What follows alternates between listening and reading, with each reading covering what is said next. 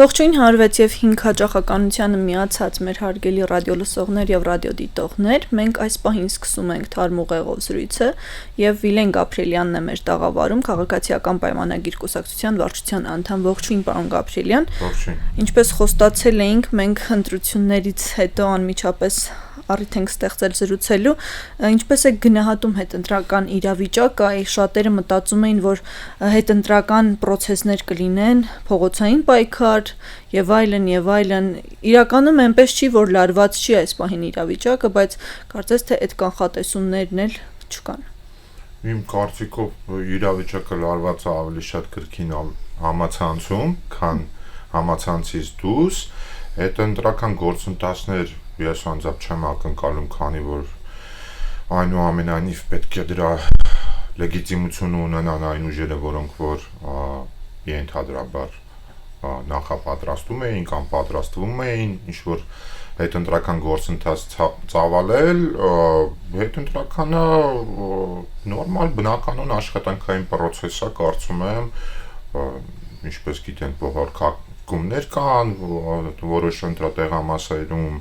կապված ընտրության ընթացքի եւ այդ թվում նաեւ հաշվարկեր կապված, ինչի վերաբերյալ կենտրոնական ընտրական հանձնաժողովը պետք է տա իր պատշաճ գնահատականը։ Ով է դրա հիմնական մեղավորը, այսինքն մեղքի մեծ բաժինը կենտրոնական ընտրական հանձնաժողովինն է, թե իշխող ուժինն է, որովհետեւ ձեզ են մեղադրում։ Բայց պետք է ձևակերպենք ինչի մեղքի։ Սխալ թվերի հրապարակման։ Սխալ թվերի հրապարակման աշխատանքային գործընթաց է, այդտենց առանձնապես որևիցե սարսափելի բան չկա, ով ընտրությունների մասնակցել է այս տարիների ընթացքում գիտի ոնց են անցնում ընտրությունները, ինչպես են ընտրությունների ընթացքում եւ վերջում հաշվարկի ժամանակ արձանագրվում ստացած քվեները քաղաքական ուժերի, կան արձանագրություններ, որտեղ որ հանձնաժողովի անդամները այդ արձանագրությունների տակ ստորագրում են, ինչ վերաբերվում է այդ մի քանի դեպքի, որտեղ որ մեր քաղաքական մրցակիցները դիմել են բողոքարկելու եւ վերահաշվարկի, նորմալ բնականon գործընթաց է, որովհետեւ բադ բան չկա դրա մեջ, եւ տեխնիկական խնդիր է իրականում ես որքանով որ հետեւել եւ հասկացել եմ, որովհետեւ օրինակ մեր կուսակցությունում է բարձր չէ, որ մենք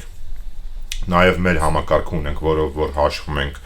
ձայները եւ մենք էլ ենք գիշերվա 3-ին ու 4-ին մենք էլ ենք ունեցել խնդիրներ, երբ որ օրինակ մի արձանագրություն X տեղամասից պայմանական ասեմ, մեր մոտ ուշանում էր կամ մի թիվ էինք մուտքագրում, որը որ գնում ենք հետո նորից ստուգելու, բնական գործընթաց է, կարծում եմ ի վերջո ամփոփիչ հայտարարությունով հանդես կգա ընտրությունների վերաբերյալ, դա իր գործառույթն է։ Նաև այդ մասով են ձեզ շատ քննադատում, որ գիշերը ժամը 2-ին ընտրությունների հենց գիշերը Նիկոլ Փաշինյանը հայտարարեց, որ դուք արդեն ունեք հաղթանակ, չնայած շատերի համար անհասկանալի էր 10-20% հաշվարկածի դեպքում ինչպես կարելի է նման հայտարարություն անել, ու այդտեղից արդեն խոսակցությունները գնում էին դեպի այն կողմ, որ միանշանակ ընտրակեղծիքներ են տեղի ունեցել եւ դուք արդյունքները ձեր ձեռքի տակով են անցնում։ Նախ եւ առաջ պետք է ասեմ, որ քաղաքացիական պայմանագիր կուսակցությունը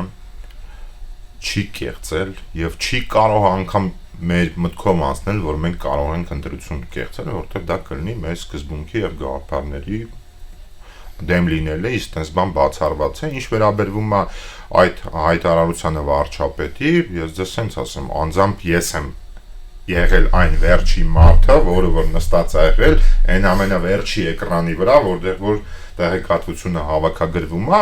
եւ այն պահին, երբ որ ԿՀ-ի համակարգը օրինակ պայմանական եմ ասում, էլի, ենթադրենք հաշվարկել էր տեղամասերի 10%-ը, այդ պահին մենք արդեն հաշվարկել ենք տեղամասերի 35%-ը, բայց այո, այստեղ կա որոշակի նրբություն, որ ոչ թե բուն վերջնական արձանագրությունով ենք հաշվարկել, որտեղ ոնց է գործընթացը տեղի ունենում, ձայները հաշվարկվում են, հետո հանձնաժողովը գործառույթ ունի, մինչև այդ ամեն ինչը արձանագրվում է հենց արձանագրության մեջ, մինչև բոլորը ստորագրեն, դա ժամանակ է տևում, իսկ երբ որ ձայների հաշվարկը տեղում ավարտվում է, մենք օպերատիվ է տեղեկատվությունը ստանում ենք եւ այն բանը, երբ որ պաշտոնական թվերը պայմանական եղել են, եմ ասում 10%, մենք արդեն 35%-ի մոտ հաշված ունենք եւ մոտ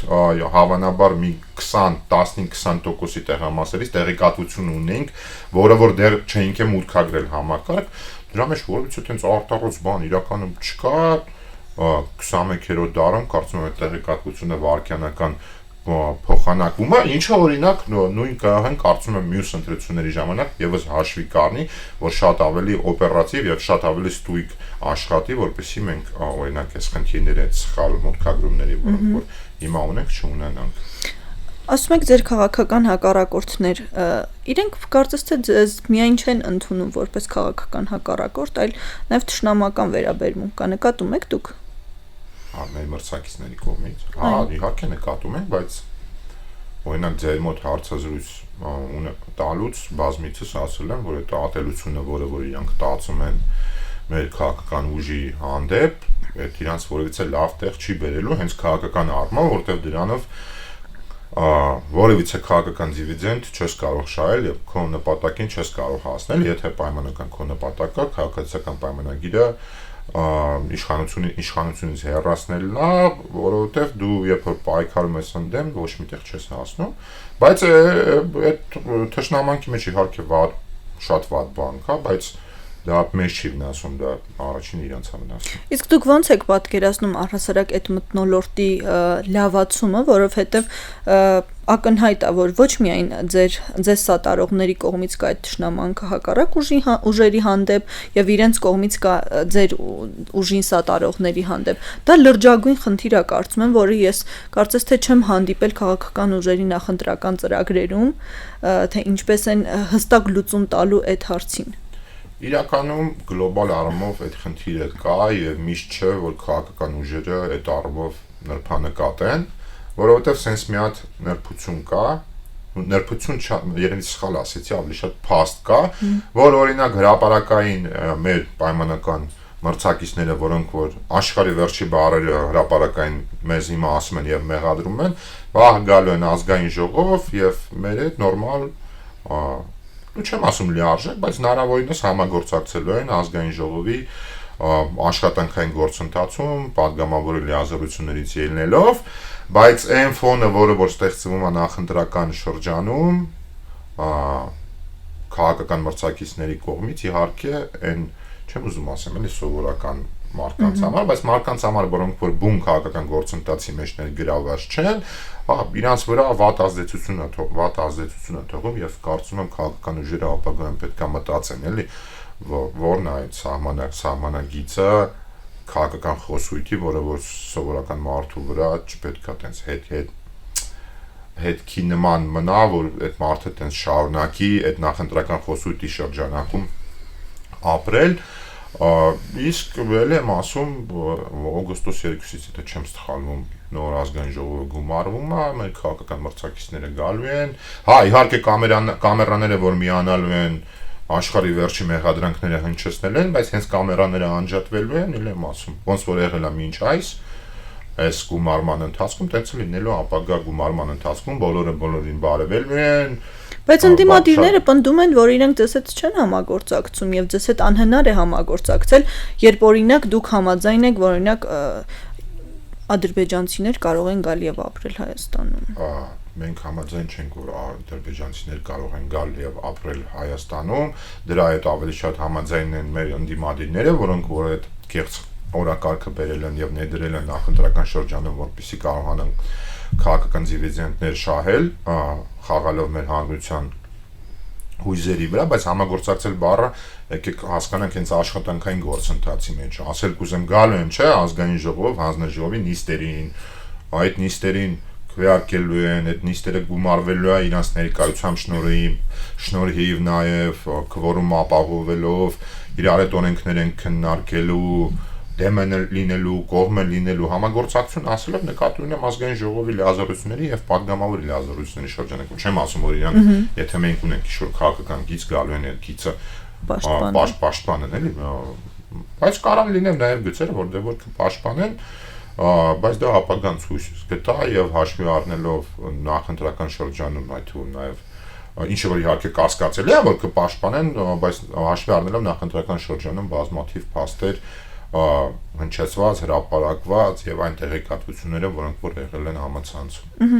Մեզ լսողներին դիտողներին հիշեցնեմ, որ մենք հաղորդումը ամսի 7-ին ենք տեսաձայնագրում եւ քիչ առաջ ուժեղ Հայաստան կուսակցությունը դիմում ներկայացրեց կենտրոնական ընտրական հանձնաժողով, որպեսզի ընտրության արդյունքները անվավեր ճանաչվեն։ Այ դուք ասում եք, որ դուք կարմիր գիծ կհատեիք, եթե ընտրությունները կեղծեիք, բայց իրենք էլ չեն հավատում։ Սա էս բախումը ինչի է բերելու, ճակերտավոր բախում ասենք, մտքերի բախումը։ Բնական բան է, որ պետք է տենց բողոքեն եւ փորձեն ընտրությունների լեգիտիմությունը, ընտրական գործընթացը կասկածի տակ դնել, բայց դե հիմնավորումներն է շատ կարեւոր։ Իսկ օրինակ ես որքանով որ համացանցով հետեւել եմ, շատ անհասկանալի է այդ հիմնավորումները որքանով են ամուր, որովհետև մեծ մասամբ են փաստարկները, որոնք որ ուժը Հայաստանը բարձրաձայնել է, այդ թվում հաշվի առնելով ոնց հասկանում եմ նաև այդ քաղաքական ուժի կողմից առնվազն այն տեղեկատվության, որը որ հրապարակային հնչեցվել է, այդ թվում նաև հակակոռուպցիոն կոմիտեի կողմից, երբ որ համատարած ընտրակաշարք է բաժանվել, եւ այո կարող են նաեւ բողոքել, որտեղ ոնց հասկանում եմ, որ ամբողջ ընտրակաշարքը չէ որ գնաց է տեղա հասել, որը որ մարդիկ բաժանել են եւ դրա դիմաց ստացել են խոստացած ձայներ, բողոքարկեն կան կենտրոնական ընտրական հանձնաժողովը պետք է անկողմնակալ պատշաճ գնահատական տա եւ որոշումներ կայացնի։ Բայց ամեն դեպքում դուք արդյունքների հետ համակարծիք եք, այ ընդդիմությունն է բողոքում, որ արդար չեն եղել եւ այն չի ինչ որ պիտի լիներ, իսկ ձեզ համար այն է ինչ որ պիտի լիներ, դուք սրան եք սպասում, կարծես թե տպավորություն կար ընտրություններից առաջ, որ դուք սպասում եք 50+-ի, բայց դուք չունեցաք այդքան։ Չէ, չհամաձայն լինելու խնդիր չի կարող լինել, մենք ընտրության արդյունքների հետ եղած, եթե խոսանք 50+-ի մասին եք ասում, բայց ես մի բացարձակ թվերի կողմ գնամ էլի, որտեղ դա կարծում եմ հետաքրքիր թեմա այդ տեսանկյունից մենք պնդում ենք եւ այդ հարցում որևիցե մեկը անիմաստ է ուղղակի մեր այդ տեսանկյունից բանավիճել, որ որևիցե քվե որպես այդպեսին չի կեղծվել։ Այն մարդը, որը որ գնացել է ընտրության, վերցրել է համապատասխան քվեաթերթիկը, դրել է համապատասխան ծրարի մեջ եւ հետո այդ ծրարը գցել է քվեատուփի մեջ, այդ քվեն չի կեղծվել եւ չէր կարող կեղծվել, որտեվ մեզ համար ազատ արդար թափածին ընտրությունները էլի սկզբունքի բանը չի կարող Հայաստանում մեր ժամանակ չլինել ազատ արդար թափանցիկ ընտրություններ։ Մենք եղած արդյունքի հետ հաշվի ենք նստում, մենք եղած արդյունքը գիտություն ենք ընդունում, բայց ձեր հարցադրման մեջ որ ասում եք դուք ակնկալում եք 50+, այո, մենք ակնկալում ենք 50+, ասեմ ավելի մենք ակնկալում ենք մեր նպատակը 60+%-ներ Չունեք ամեն դեպքում սահմանադրական բացարձակ թվերով, օրինակ քվեների, հաշվի առնելով սոցհարցումները, հաշվի առնելով նաև մեր փորձարարությունը քաղաքական այդ ու նաև ընտրական գործընթացների մեր ստացած վստահության քվեների մասով մենք սխալվել ենք, բայց շատ մեծ չի շեղումը մեր սխալի, այսինքն մենք պայմանական եմ ասում ունեցել ենք X plus minus, որի շրջանակում իրականում մենք մեր վստահության քվեները ստացել ենք, բայց մեր համար մենք սխալվել ենք, այո, հենց մասնավորապես մեր քաղաքական մրցակիցների եւ մասնավորապես ուժը Հայաստանի ստացած քվեների մասով վերջնական արդյունքում եւ երբ որ մենք մեզ համար պատասխան ենք մանգալի թե որտեղ այդ խնդիրը որտեղ որ մենք սխալվել ենք, մեզ համար պատասխանը միանշանակ է, որ համատարած համակարգային բաժանվել է ընտրակաշարքը։ Պարոն Գաբրիելյան, ձեր հարցում մի մեղադրանք էլ կա, որ Նիկոլ Փաշինյանը մշտապես ասել է, որ գալու է եւ պատժելու է, կամ գալու եք եւ պատժելու եք բոլորին, եւ դուք եկել եք ու այդ պատժելու գործընթացը միշտ կիսատ եք թողել։ Հիմա էլի ասում եք, որ գալու եք ու պատժելու եք։ Ասել ենք, հիմա պետք է գործենք արդեն ըստ երևույթին։ Քիչ էր 8 տարին գործելու համար։ Չէ, 8 տարին իհարկե շատ է, ինքը քիչ չի, համակարգեր ստեղծելու համար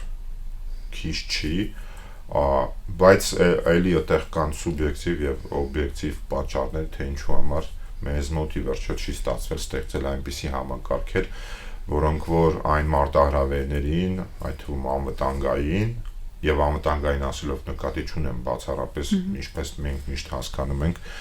մենք որ ասում ենք անվտանգային, միանգամից գնում ենք դեպի բանակ, էլի խոսքը դրա մասին չի, խոսքը ընդհանուր այն անվտանգային մարտահրավերների, որոնք որ Հայաստանի Հանրապետության առջև կան որպես պետություն,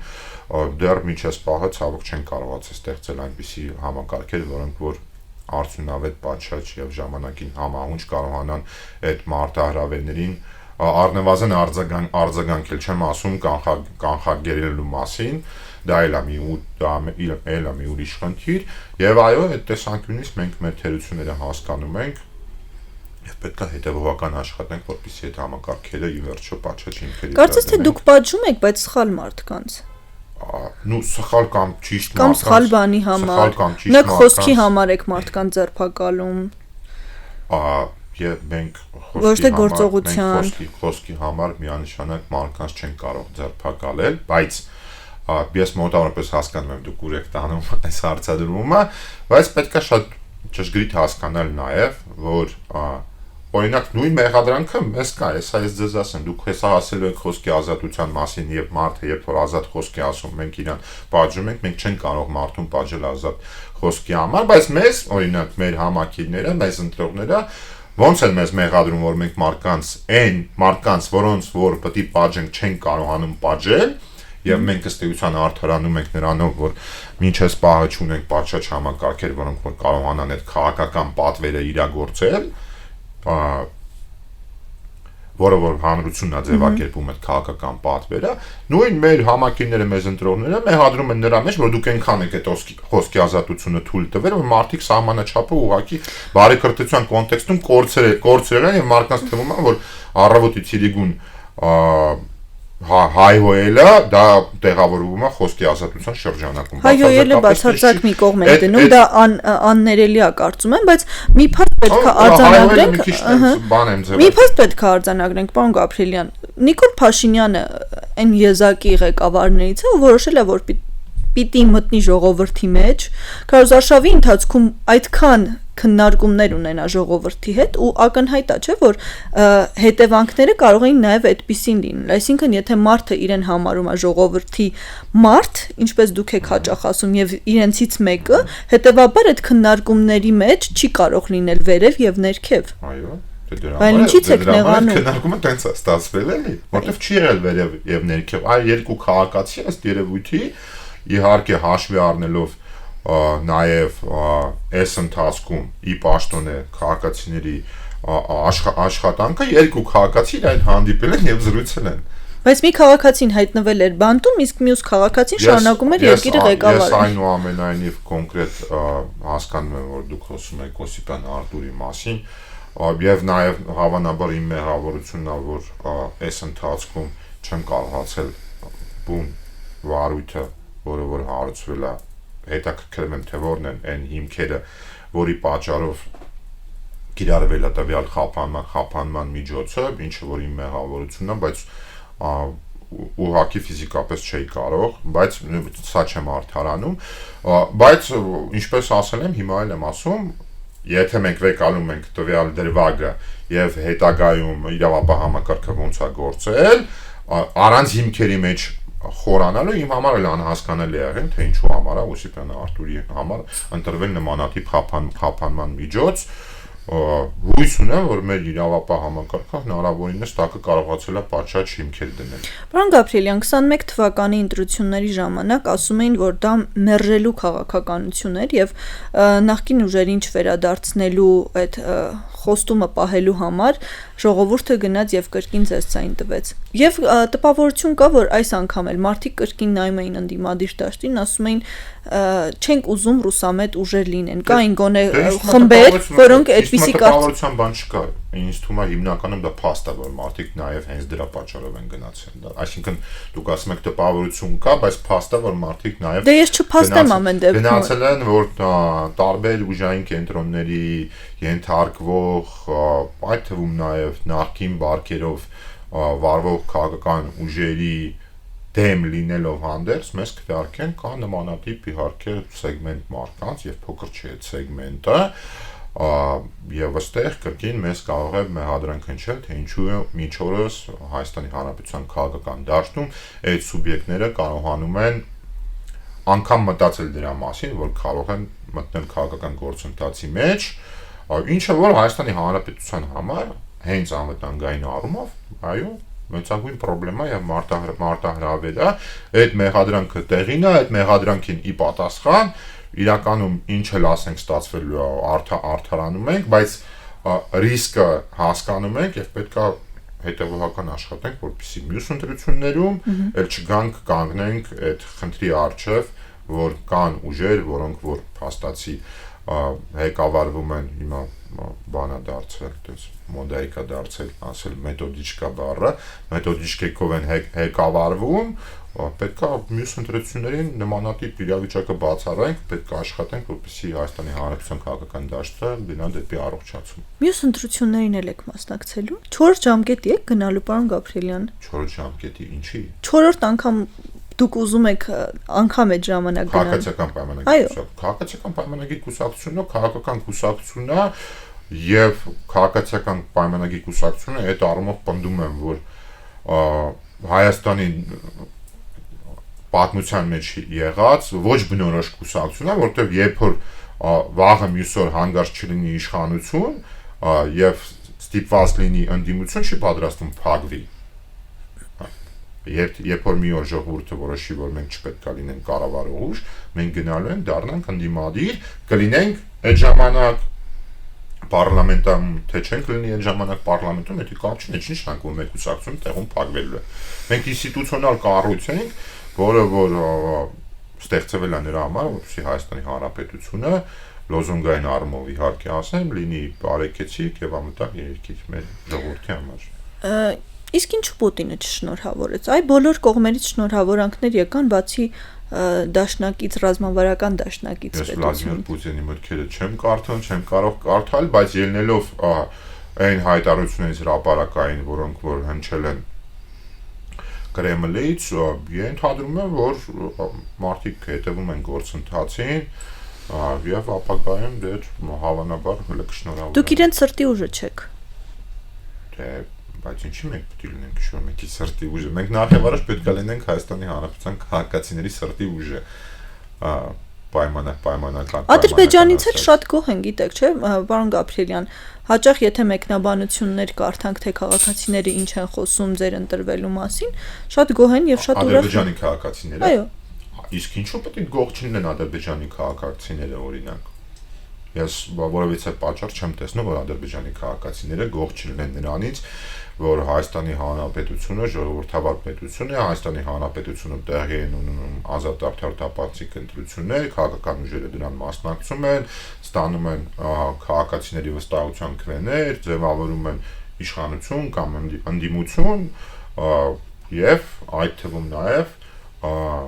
քաղաքական օրակարգեր իրագործելիս կառավարող ուժը մասնավորապես Ադրբեջանի Հանրապետության հանդեպ չունի որևիցե տարածքային նկատառում եւ չի պատրաստվում Ադրբեջանի Հանրապետության հետ պատերազմել, որպեսզի Ադրբեջանի Հանրապետության քաղաքացիները այդ պատերազմում զոհվեն։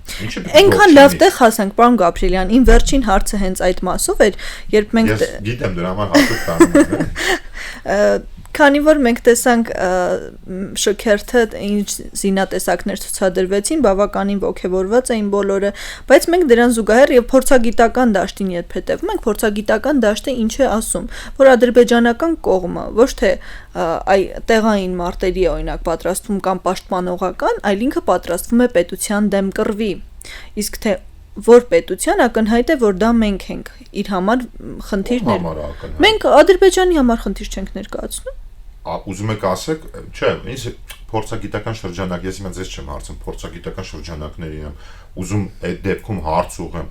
այն սպառազինության ծավալի մեջ որը որ Ադրբեջանի Հանրապետությունը տարիներ շարունակ այդ թվում 44 օրից հետո ձեռք է բերում այդ փորձագիտական շրջանակների համար ակնհայտ է որ դա Հայաստանի դեմ է այդ ծավալի մեջ մեզ վտանգ սպառնում է չէ բայց չէ Թե ինչ ծավալն է Հայաստանի դեմ օգտագործվելու, դե չենք կարող ասել, բայց դե նույն չէ, այդ տեսանկյունից հետո մենք ծավալների մասին խոսանք, Ադրբեջանի Հանրապետությունը խի Պարսկաստանի հետ խնդիրներ չունի։ Խնդիրներ ունի։ Խի այդ իր հյուսիսային մասում կան Ռուսաստանի Դաշնության մեջ որոշակի էթնիկ հանրապետություններ, խի դες թվում է իրանց հետ խնդիր չունի կամ հակառակը, էլի, տենց որ վերցնենք աշխարհի քարտեզի վրա յուրաքանչյուր պետություն իր հարևանների հետ տարբեր խնդիրներ ունի, բայց չենք մոռանում արևմտյան Ադրբեջան թեզի կիրառումը, իրենց նպատակները, իրենց տեսլականը եւ իրենց զինվելու տեմպերը։ Ես Հայաստանի Հանրապետության քաղաքացիներին, այդ թվում լրագրողական համայնքին խորհուրդ կտամ ավելի քիչ օգտագործել Ադրբեջան-արևմտյան բառակապակցությունը, որքանով է դա որոշակի առումով հանդիսանում է Ադրբեջանի իշխանությունների վարած քաղաքականությունը եւ այդ չբերել եւ Հայաստանի Հանրապետությունում չդարձնել եւ չփորձել դարձնել քաղաքական օրակարգ, քանի որ Հայաստանի Հանրապետության համար նմանատիպ օրակարգ գոյություն չունի, այդ օրակարգը Ադրբեջանի Հանրապետության հետ չի քննարկվում եւ չի քննարկվել երբևիցե, բայց ելի անդրադառնալով փորձագետների եւ ռազմական մասին, այո, Ադրբեջանի Հանրապետությունը զինվում է, ցանկացած պետություն զինվում է, Հայաստանի Հանրապետությունը իր իրավունքները օգտագործելով, ելնելով իր սահմանների անվտանգությունից, տարածքային ամբողջականության սկզբունքից ելնելով եւս զինվում է եւ պետք է շարունակի զինվել եւ շատ կարեւոր է որ այդ ամեն ինչը կարողանանք ի վերջո մի համակարգի մեջ ընդգրկել։ Շատ լավ, շնորհակալ եմ ձեզ։ Թարմ ուղեղով զրույցն եք լսում Գործարալիքի եթերում, իմ զրուցակիցը Վիլեն Գաբրիելյանն էր, քաղաքացիական պայմանագիր կուսակցության վարչության անդամը, պարոն Գաբրիելյանին մենք նաև կտեսնենք ազգային ժողովում։ Շարունակեք հետևել մեզ, կհանդիպենք։